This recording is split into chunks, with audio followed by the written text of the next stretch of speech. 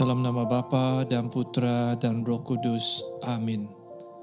Shalom Aleichem, saudara-saudari, selamat datang kembali di Quiet Time with Rumah Doa Elia Bali untuk edisi hari Rabu tanggal 4 Juni tahun 2025. Bagaimana kabar Anda? Sehat ya? Jangan lupa untuk bantu subscribe, like dan share jika renungan ini membantu Anda untuk bertumbuh dalam iman.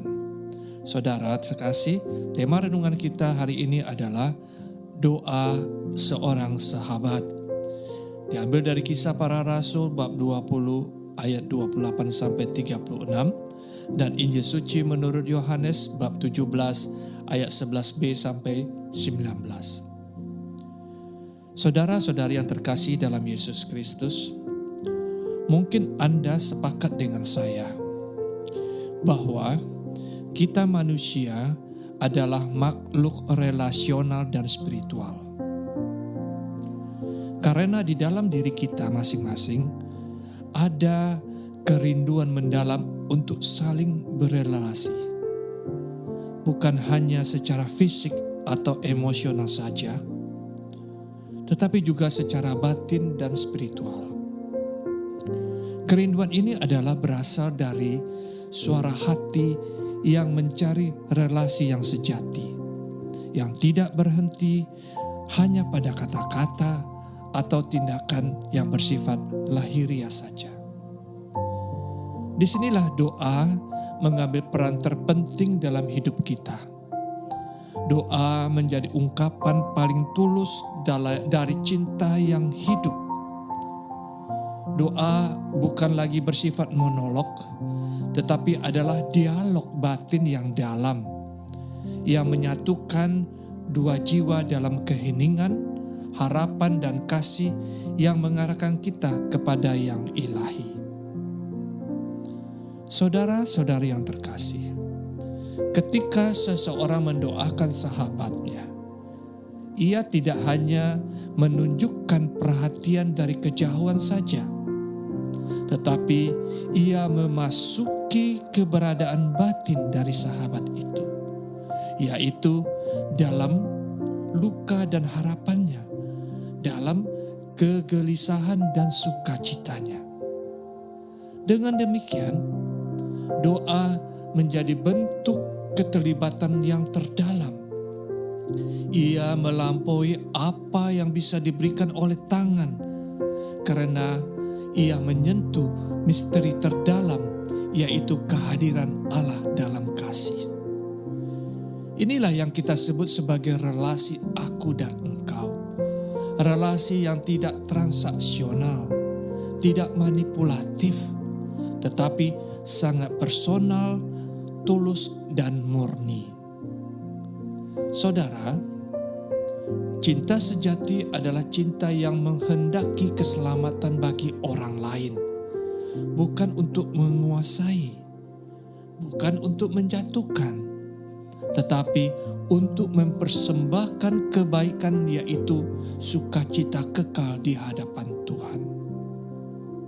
Santa Teresa dari Avila menggambarkan jiwa manusia itu seperti kastil yang indah dengan banyak ruang dan di pusatnya berdiam Tuhan sendiri. Ia menulis, seperti dua lilin yang dinyalakan dan didekatkan bersama menjadi satu nyala. Demikianlah juga jiwa dan Tuhan menjadi satu dalam kasih. Dari cinta itulah mengalir kasih sejati kepada sesama, termasuk dalam bentuk doa bagi sahabat dalam kesatuan penuh dengan Kristus melalui Roh Kudus. Nah, saudara-saudara, dalam Kisah Para Rasul, Rasul Paulus menyampaikan pesan kasih dan peringatan kepada jemaat Efesus. Paulus mendoakan mereka agar tetap terus berjaga dan setia dalam kasih Kristus. Karena akan ada serigala-serigala ganas yang akan masuk di tengah-tengah jemaat. Inilah sebuah teladan cinta sejati dalam bentuk doa. Karena kuasa cinta itu berasal dari Tuhan sendiri.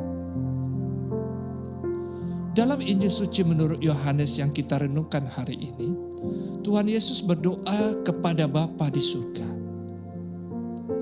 Bapa, aku tidak hanya berdoa untuk mereka, tetapi juga bagi mereka yang percaya. Yesus berdoa bagi kita, saudara-saudara, bagi kita semua, agar kita menjadi satu kesatuan, agar kita dilindungi dari yang jahat, dikuduskan dalam kebenaran.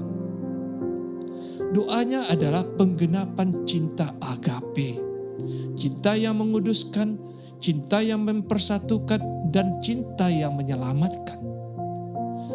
Cinta itu terus hidup dalam doa para rasul, dalam hati para kudus, dan dalam setiap jiwa yang mau membuka dirinya bagi Tuhan.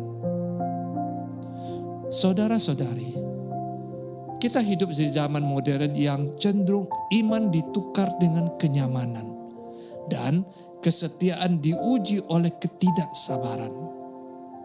Namun Tuhan tidak berhenti mengasihi kita. Kasih itu memanggil kita untuk tinggal dalam kesatuan dengan Dia, yaitu melalui firman, ekaristi, dan doa yang menyentuh jiwa. Doa kata Tresia dari Avila adalah jalan menuju penyatuan. Dalam penyatuan itulah mengalir kekuatan yang untuk mencintai sesama. Maka hari ini saudara-saudari yang terkasih, marilah kita saling mendoakan sahabat-sahabat kita, seperti Yesus berdoa bagi para murid dan bagi orang percaya. Seperti Paulus berdoa bagi jemaat di Efesus, maka kita juga berdoa sebagai buah kasih nyata akan firman yang Tuhan sampaikan kepada kita, agar kita saling menjaga dalam kekudusan dan kebenaran. Dalam doa, kita tidak hanya mengingat mereka, tetapi kita menyatu dengan mereka di hadapan Tuhan. Dalam doa, kita menjadi sahabat sejati dalam kasih Kristus. Amin. Kemuliaan kepada Bapa dan Putra dan Roh Kudus, seperti pada permulaan, sekarang, selalu, dan sepanjang segala abad. Amin. Dalam nama Bapa dan Putra dan Roh Kudus. Amin.